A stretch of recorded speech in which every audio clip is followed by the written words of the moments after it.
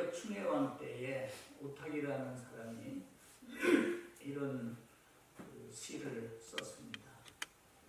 한 손에는 막대를 잡고 한 손에는 가시채를 잡고 가는 세월은 막대기로 막고 오는 백발은 가시채로 막으려고 했더니 백발이 지가 먼저 알아차리고 지름길로 오더라.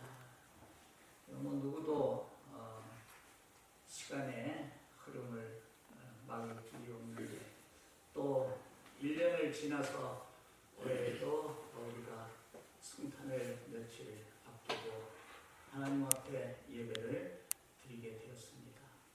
이것이 하나님의 은총인 줄 믿습니다. 작년에 성탄 예배 같이 감사하면서 드렸지만은 올해의 성탄 예배를 함께하지 못하는 사람들이 어디 하나 둘이겠습니까?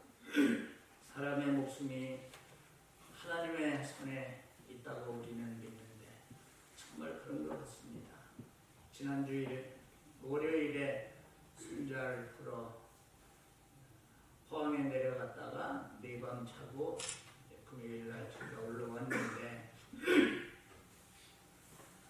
제가 가고 오는 이용했던 그 고속도로 상에서 새벽에 큰 교통사고가 나서 많은 사람들이 생명을 잃고 다쳤습니다.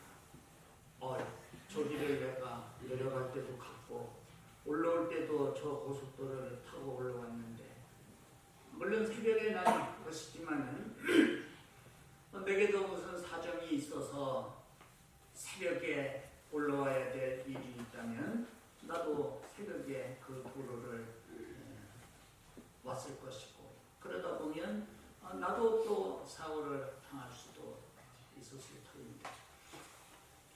정말 우리의 잠시 후에 우리에게 일어날 어떤 일도 알지 못하는 우리 인생으로서는 오늘의 생명이 있으니 하나님의 가오는 은총이고 하나님의 돌보심이 있어서 가능했다고 하는 생각을 새삼 하게 되면서 하나님 앞에 감사를 드리게 됩니다.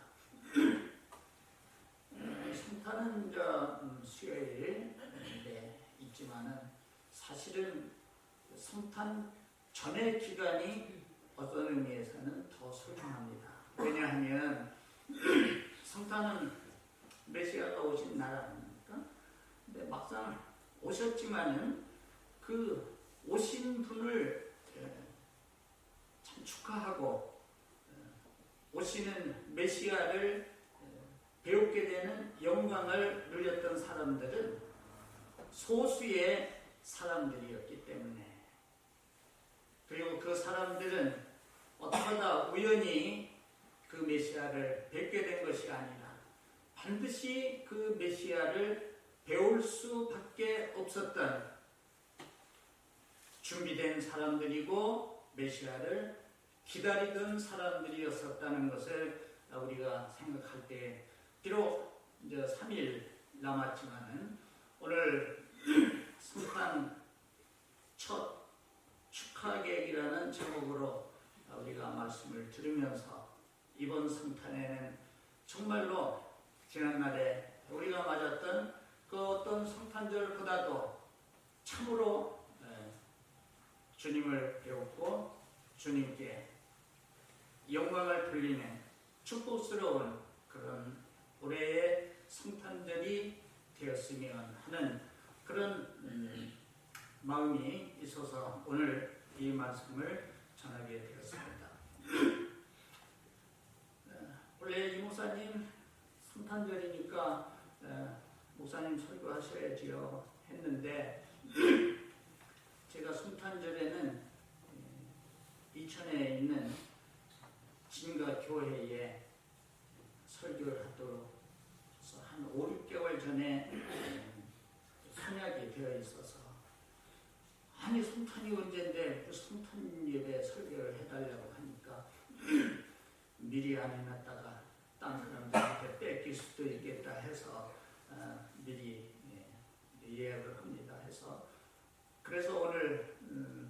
오른 목사님 이번 주일에 와주시면 안 되겠습니까 해서 제가 기쁜 마음으로 오늘 이곳에 와서 말씀을 전하게 되었습니다.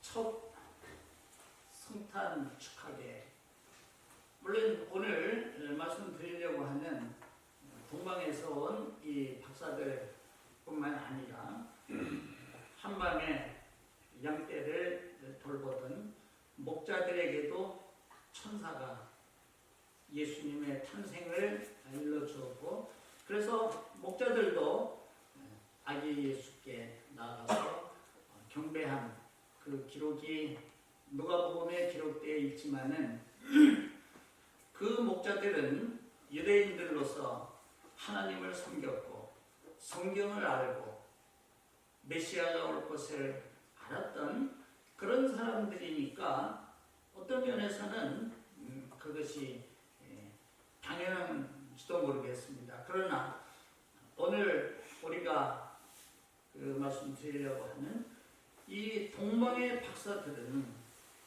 하나님 없는 나라의 사람들입니다. 이방인들입니다.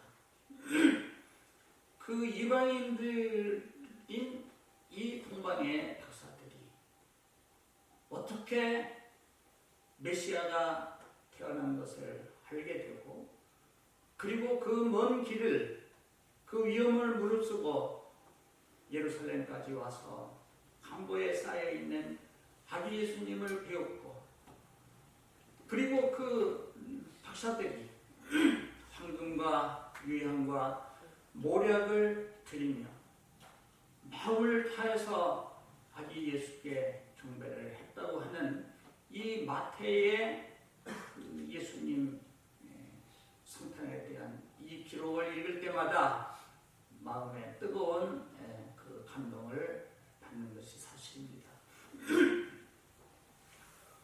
오늘 이 박사들의 이 예수님을 만나 뵙고 영광을 돌리는 그것에 대해서 시간이 제한되어서 아무튼 허락하는 대로 우리가 이 말씀의 기록에서 진리를 배워보고자 합니다. 그 유대인들이라면 이미 구약의 선지자들을 통하여서 메시아가 오신다고 하는 것 정도는 다 알고 있습니다. 그리고 그 당시에 정치적으로 로마의 지배를 받고 있던 그런 상황인지라 아마도 그때의 사람들은 선지자들이 예언한 그 메시아에 대한, 메시아가 오시기를 기대하는 마음이 더 간절했을지도 모릅니다. 예언된 메시아가 언제 오시는가? 그 메시아가 오시면은 이 로마 군대를 이 땅에서 몰아내고, 그리고 이스라엘을 회복해서 유대인들의 그 생각 속에 메시아가 오셔서 회복할 그 나라는 어떤 나라인가? 다윗 시대의 황금과 같았던 그 다윗이 통치하던 그때의 모든 주변의 그 열국들을 다 항복시키고, 그래서 다윗이 통치하던 그 시대와 같은 그런 이스라엘을 오시는 메시아가 만드실 것이다 하는 그런 생각을 가지고 메시아를 간절히 기다렸습니다. 일반 백성들은 물론이려니와 특히 종교 지도자들은 더욱 메시아가 오시면은 누구보다도 자신들이 제일 먼저 그 오시는 메시아를 영접하고 영광을 누릴 것이라고 생각을 했습니다마는 현실은 전혀 반대였습니다. 오늘도 2절에 보면 박사들이 왔죠. 박사들이 예루살렘 공에 헤롯을 배양했습니다. 이걸 보면은 일국의 그 군주를 거침없이 대면할 수 있었다고 하는 사실에서 이 박사들의 신분이 그냥 보통 사람의 신분이 아닌 것을 우리가 먼저 생각을 할 수가 있겠습니다. 그래서 신분상으로는 한 나라의 왕을 쉽게 대면할 수 있는 그런 신분의 사람이고, 또 지식적으로는 과학자들입니다. 고대 바벨론에는 점성술이 아주 발달을 해서 많은 우주를 연구하는 그 과학자들이 있었는데, 이분들도 마찬가지로 지식으로 보면은 별을 관찰하고 그 우주를 연구하는 이런 아주 높은 지식의 소유자였습니다. 박사들이 예루살렘에 이르러 헤롯 왕을 배하라고, 유대인의 왕으로 나시니까 어디에 있는가? 우리가 그의 별을 보고 그에게 경배하러 동방으로부터 왔다. 이 헤롯이 속으로 아주 깜짝 놀랐습니다. 현직의 왕이 나인데 무슨 또 다른 유대인의 그 왕을 거론합니다. 그 음흉한 이 헤롯은 시치미를 다 빼고 모든 대제사장들과 백성의 서기관들을 모았습니다. 종교 지도자들입니다. 특히 서기관들은 성경에 관한 이런 것들을, 성경을 잘 보관하고 또 가르치기도 하고 하는, 누구보다도 성경을 잘 아는 이런 계층의 사람들인데, 이 사람들을 헤롯 왕이 급히 불러서 유대인의 왕으로 났습니다. 어디에서 나겠느냐 질문을 했더니 이들은 기다리기라도 했다는 것이 대답을 하지 않습니다. 베들레헴입니다. 이는 선지자가 예언한 대로입니다. 또 유대 땅 베들레헴아, 너는 유대 고을 중에 가장 작지 않겠구나. 내게서 한 다스리는 자가 나와서 내 백성 이스라엘의 목자가 될 것이다 하는 이 예언이 이미 구약에 미가 선지자를 통하여서 5장에 예언이 되었고, 그 예언대로 유대인의 왕으로 나실 메시아는 베들레헴입니다. 이 얼마나 틀림없이 성경을 알았고 선지자들이 예언한 그 말씀을 간직하고 있었으면서도 이들은 지금 메시아가 오셨음에도 모르고 있는 거예요. 그러나 동방의 박사들은 하나 차리고 그 먼 길을 오지 않았겠습니까? 오늘날로 치면은 그런 신분의 사람들이라면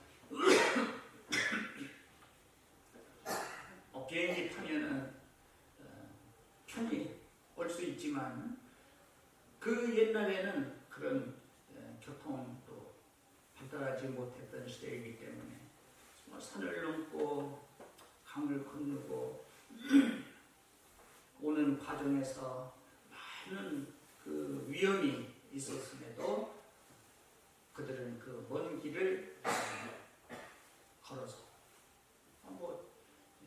짐승을 탔대야 약배 정도를 타고 그리고 예루살렘에 왔습니다. 어떻게 그런 일이 있을 수 있을까? 그 박사들이 메시아를 배울 수 있었던 이유가 반드시 있었어야만 됩니다. 말씀드린 대로 그들은 과학자로 별을 연구하던 사람들인데, 그 별을 연구하는 것이라면 시간으로 볼 때에 낮이 아닌 한밤중이었어야 됐고, 또 별이라는 것이 방 안에서 보는 것이 아니라 야외에서 밖에서 봐야 되는 것이고 보면 밤에 밖에서 그 별을 관찰하면서 단순히 다른 과학자들과 같이 과학의 그 지식을 위한 연구가 아니라 이들은 별을 연구하는 과학자이면서도 어떻게 알았는지는 모르지만 이 땅에 메시아가 오신다고 하는 것을 알았고 그 메시아가 오실 때에 별의 징조가 있게 될 것이라고 하는 것을 이 박사들은 알고 있었다고 하는 사실입니다. 뭐 성경의 마태는 거기에 대한 것은 생략을 하고 기록에 남기지 않았지만은 아마도 이 박사들은 민수기에 나오는 발람 선지자가 마지막 예언한 그 말씀을 알고 있었는지도 모르겠다. 발람이 예언을 할 때에 한 별이 야곱에게서 나오며 한 홀이 이스라엘에게서 나올 것이다 라는 예언을 했습니다. 어쨌거나 이 동방의 박사들은 메시아가 이 세상에 오실 때에 별의 징조가 있을 것이라고 하는 것을 알고 있었다고 하는 사실은 분명합니다. 그렇지 않으면 어떻게 우리가 그의 별을 보고 먼 길을 걸어서 여기까지 왔다. 그냥 일반적으로 별을 관찰하던 사람들이었었다면 그런 일이 일어날 수 없었는데 메시아 별이 나타난 것을 알고 그 별을 보고 여기까지 왔다. 이렇게 말하고 있습니다.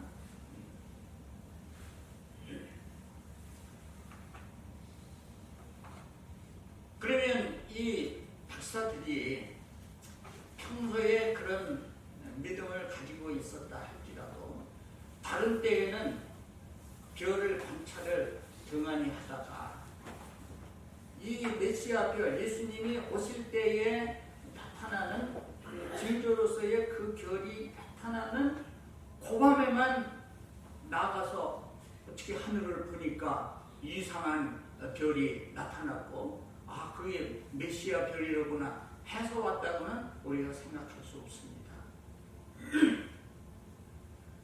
우연히 그날 밤에 메시아 별을 본 것이 아니다.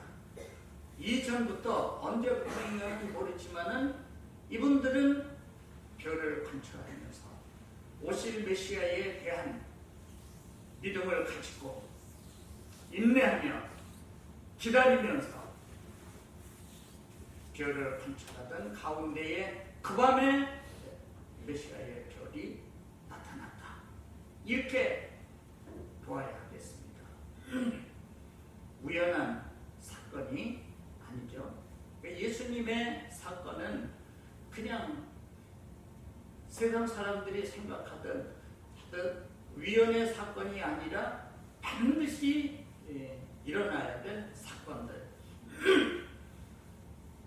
하나님께서 계획하신 바를 말씀으로 일러주시고 선지 사도들은 그것을 기록에 남겨서 모든 하나님의 백성들이 알고 믿고 기다리게 하시려고 하나님의 역사를 하셨고 그래서 구약의 모든 말씀이 오실 예수님에 관한 말씀이다.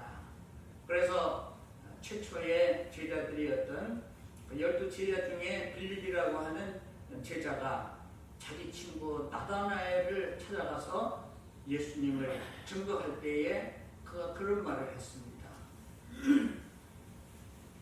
모세가 율법에 기록했을 뿐만 아니라 여러 선지자들이 말한 그 일을 우리가 만났다. 네? 누구냐 하면 나사렛 예수다. 나다나엘도 무화과 농장을 경영하면서 구약 성경을 읽으면서 무화과나무 그늘 아래서 잠시 쉴 때에도 선지자들의 글과 율법서를 묵상하면서 예언된 그 메시아가 언제 오실 것인가 기다리고 있던 사람 중에 하나입니다. 그런데 친구가 와서 바로 모세가 말하고 선지자들이 말한 그분을 우리가 만났다고 했으니 귀가 번쩍 뜨이지 않겠습니까? 그런데 귀가 번쩍 뜨였는데 그분이 나사렛에서 났다는 것에는 좀 의아해서 아니 나사렛에서 무슨 메시아가 나가는가. 당시에 나사렛은 아주 오늘날 한국 사람들이 표현한다면 아주 깡촌. 어떻게 나사렛에서 나는가. 와보라. 그래서 이제 나다나엘도 예수님의 12 제자 중에 하나로 합류가 되지 않습니까? 예수님을 만나고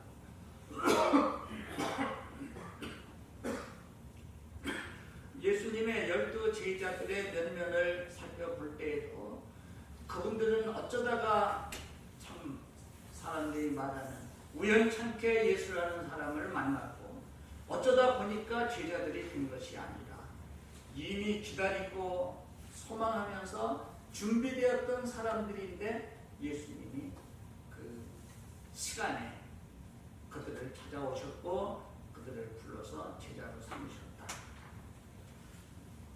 그 우리 노래에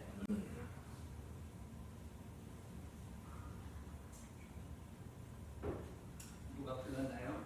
우리의 만남은 우연이 아니에요 하는 노래말 있죠. 그 남녀간에 만나는 것도 어찌 보면 우연히 만나는 것 같지만 어찌 보면 우연이 아니라 인연을 말하기도 하고. 그래서 이 세상에는 사람들이 볼 때에 우연스럽게 일어나는 것 같아도 우리 믿는 사람들은 어느 하나도 그렇게 가볍게 생각하면 안 됩니다. 그렇지 않습니까? 그 유명한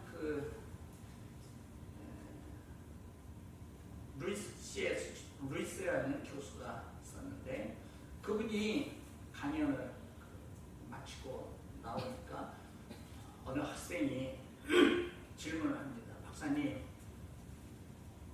하나 질문을 드리겠습니다. 뭔가 기독교인들은 기도를 하면 하나님이 그 기도를 들어주셔서 그게 이루어진다고 말하는데 그거 그냥 우연히 그렇게 된 건 아니겠습니까? 어떻게 기도를 하면 그렇게 이루어지겠습니까? 우연히 그렇게 된 건 아니겠습니까? 제 말대로 그 우연일지도 모르지. 그런데 하나 이상한 일은 자네가 말하는 그 우연이라는 그 일이 기도를 하면은 나타나고 기도를 안 하면 안 나타나니 그거 이상하지 않을까? 그렇습니다.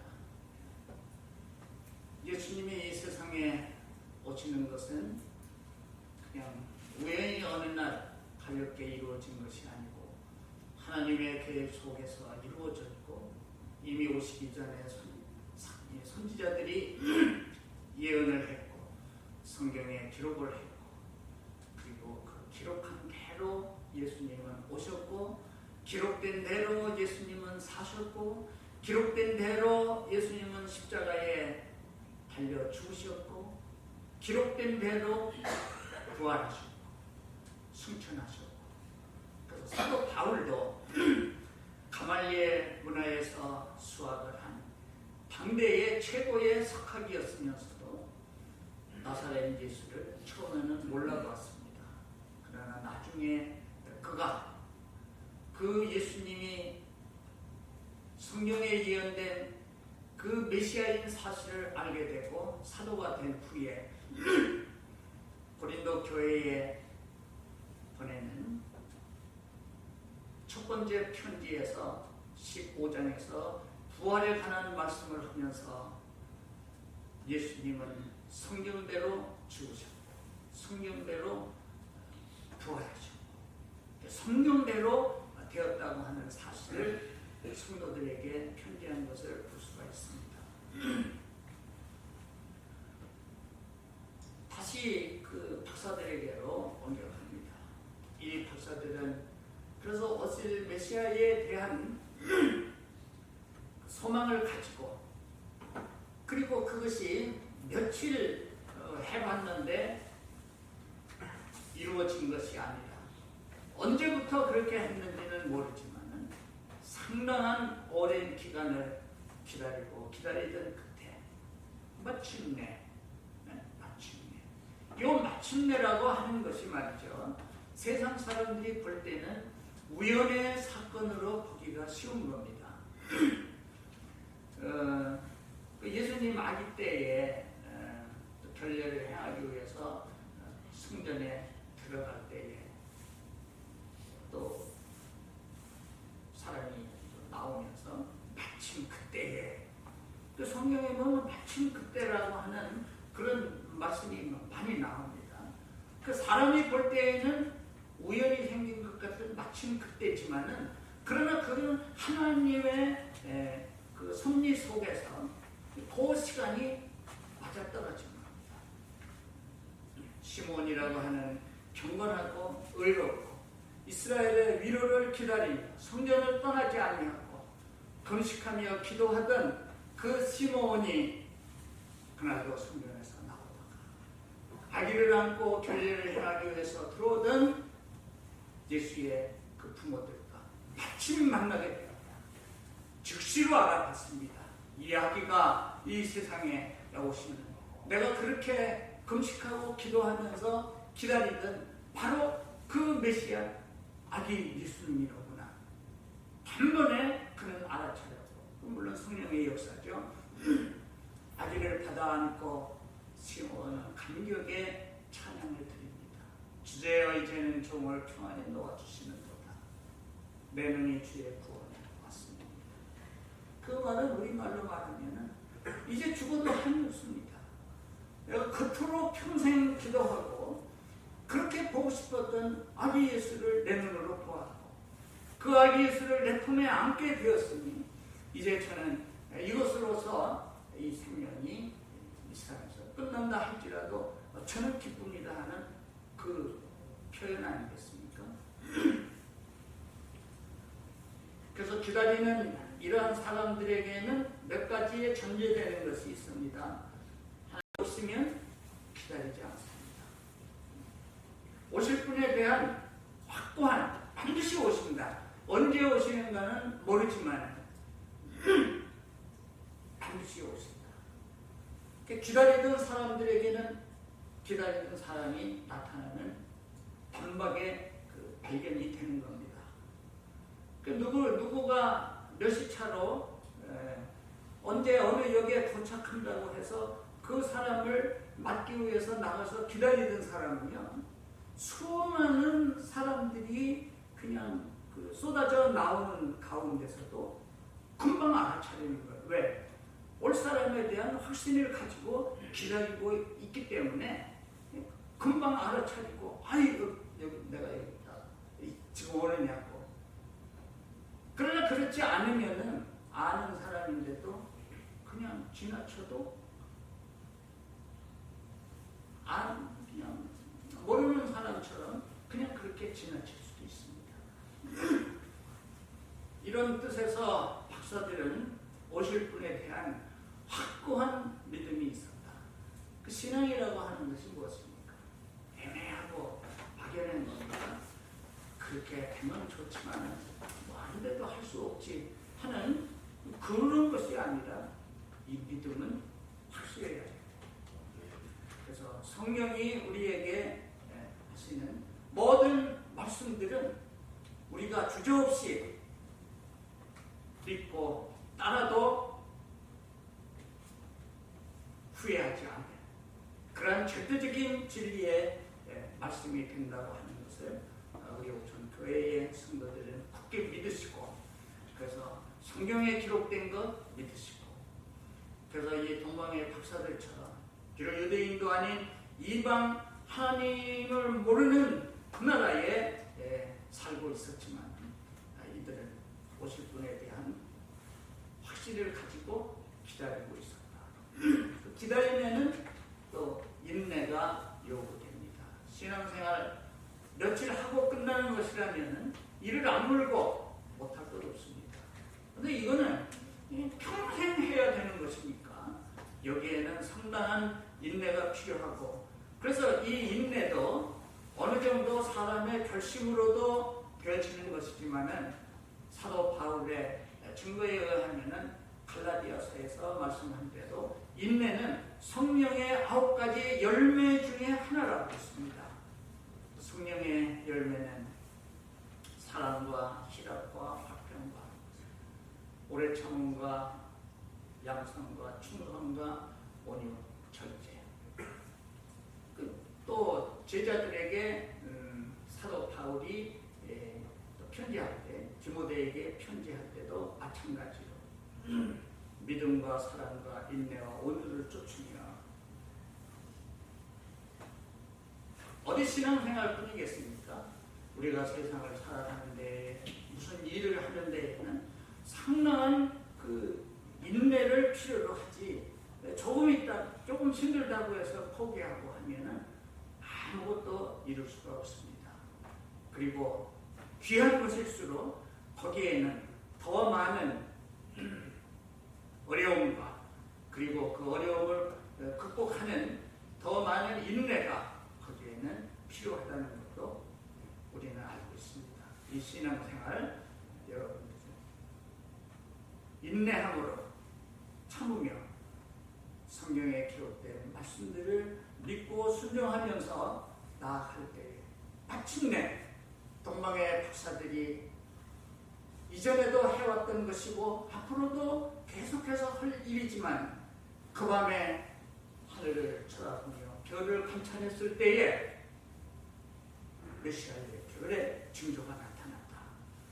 그리고 그 별의 인도를 받아서 예루살렘에 갔다. 그런 겁니다. 하나님이 이렇게 진리를 가르쳐 주시는 그 방법에 있어서도 우리는 또 진리를 배울 수가 있겠습니다. 목자들도 아기 예수 난 거 알고 찾아가서 경배했다고 그랬죠? 누가복음 2장에 하나님을 믿고, 그래서 그 하나님께 대한 종교를 가지고 있던 목자들에게는 영계에 천사들이 나타나서 이 사실을 알려주었는가 하면, 과학자인 이 동방의 박사들에게는 별을 통해서, 과학을 통해서 이렇게 일러주셨다. 그래서 하나님이 그 진리를 가르쳐 주시는 그 방법에 있어서도 사람에 따라서 그때그때에 따라서 하나님의 방법대로 일러주시기 때문에 아무튼 그 동방의 박사들처럼 오실 메시아에 대한 확실한 믿음을 가지고 인내하면서 기다리던 이런 사람에게는 그건 인간이 해야 될 겁니다. 인간 편에서 그거는 해야 될 일인데, 그렇게 되면 하나님께서 하나님의 방법으로 일러주시고 또 만나게 해주신다. 산상수훈의 7장에서 예수님은 그런 말씀하셨죠. 구하라 주실 것이요, 찾으라 만날 것이요, 두드리라 그러면은 열릴 것이니. 찾지도 않고 구하지도 않고 두드리지도 않는데 어떻게 얻으며 어떻게 만나며 어떻게 이루어지겠습니까? 오늘날 한국의 교인들 가운데는 허황한 성경적 그 믿음이 아닌 다른 믿음이 아닌, 성경적 믿음이 아닌 다른 인간의 신념을 가지고 무엇을 성취하려고 하는 이런 것들을 보게 됩니다. 우리는 철저히 하나님의 말씀에 대한 그 믿음으로 하나님도 섬기고 인내하고 기다리면 때가 되면 하나님이 마침내 이루어 주신다. 우리 인간의 편에서는 속히 이루어지면은 좋을 것 같은 것도 하나님이 보실 때에 합당치 아니하면 더 오래 있다가 이루어 주시는 경우가 허다히 많습니다. 그때 인간 편에서는 왜 하나님이 계시다면 즉시로 이루어 주시지 않고 이렇게 뜸을 들이시는가 할지 모르지만 하나님은 인생이 아니시니 그렇게 하는 것이 우리에게 더 복스럽기 때문에 제가 우리 교인들한테 아마도 이 이야기를 했습니다. 강원도의 어느 산골짜기에 그 위에 올라가면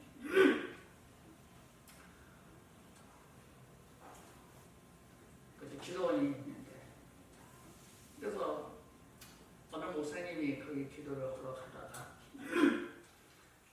그 아래 길목에 양봉을 치는 그 영감님이 있었고 그 오후 갈 때 거기에 잠시 쉬기도 해서 그날도 올라가다가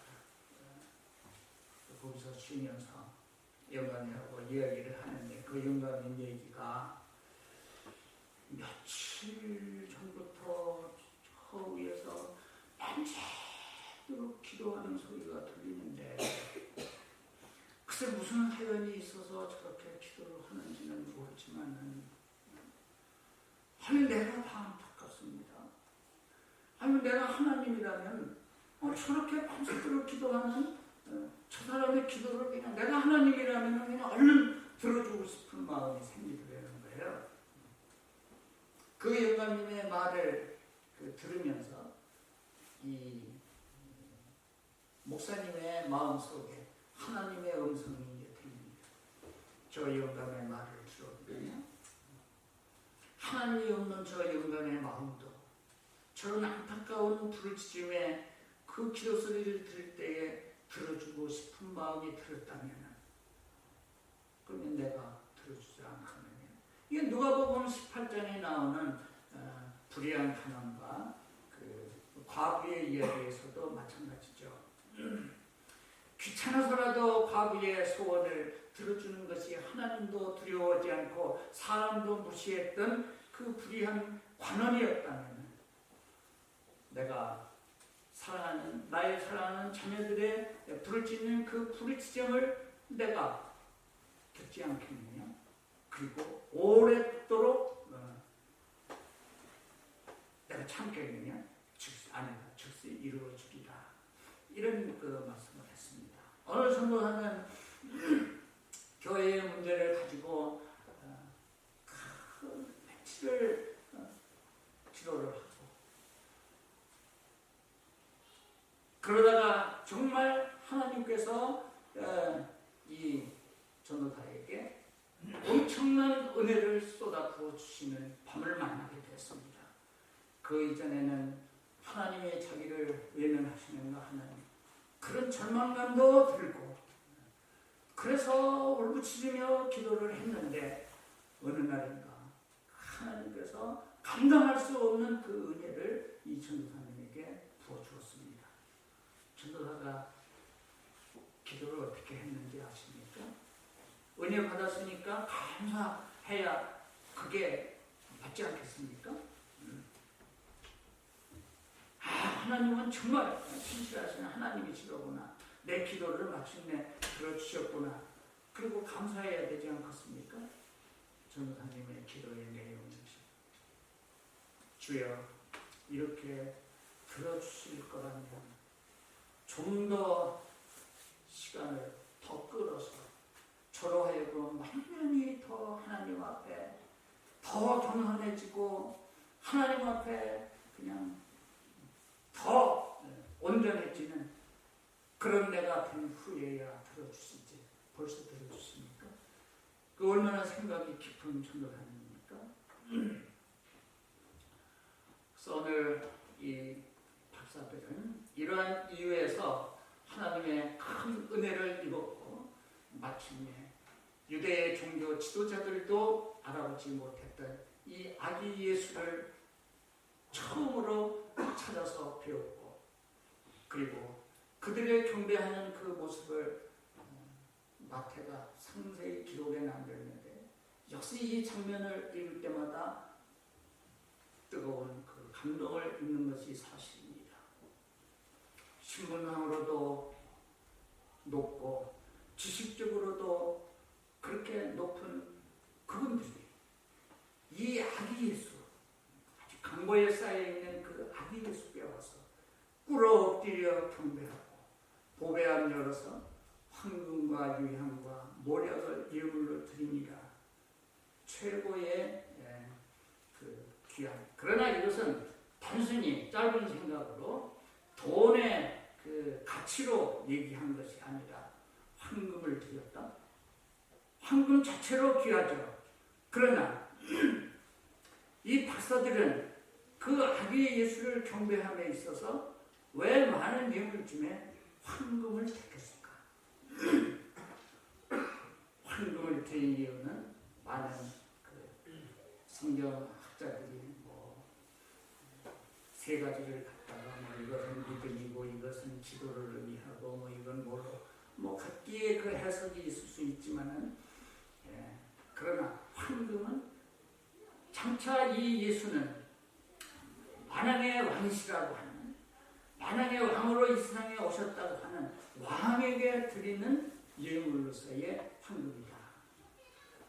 성경은 오신 예수님이 만왕의 왕이신 사실을 너무도 많이 말씀해 주셨습니다. 유대 땅 베들레헴 말귀에 낮고 천한 모습으로 오신 이 예수. 그러나 그분은 모든 사람이 무릎을 꿇고 생명을 바쳐서 섬기고 찬양해야 될 만왕의 왕이시다 라는 겁니다. 한때 잘못 오해해서 이 기독교를 말살하는 데에 앞장을 섰던 사도 바울도 마침내 이분이 메시아인 사실을 알고는 디모데에게 보내는 첫 번째 편지 1장 17절에 그런 말을 했습니다. 만세의 왕 곧 썩지 아니하고 보이지 아니하고 홀로 하나이신 하나님께 존귀와 영광이 세세에 있어지이다. 누굴 가리킨 거니 하면은 그 위에 설명한, 내가 그렇게 못된 인간이었는데도 나를 길이 참으시고 마침내 사도로 삼아주신 그 예수님을 찬양하면서 이런 그 증거를 했고, 또 6장에 가면은 또 더 세부적으로 나옵니다. 예수님에 대하여 기약이 이르면 하나님이 그의 나타나심을 보이시리니 하나님은 복되시고 홀로 한 분이신 능하신 자시며 만왕의 왕이시며 만주의 주시요 오직 그에게만 죽지 아니함이 있고 가까이 가지 못할 빛에 거하시고 아무 사람도 보지 못하였고 또 볼 수 없는 자시니 그에게 존귀와 영원한 능력을 돌릴지어다.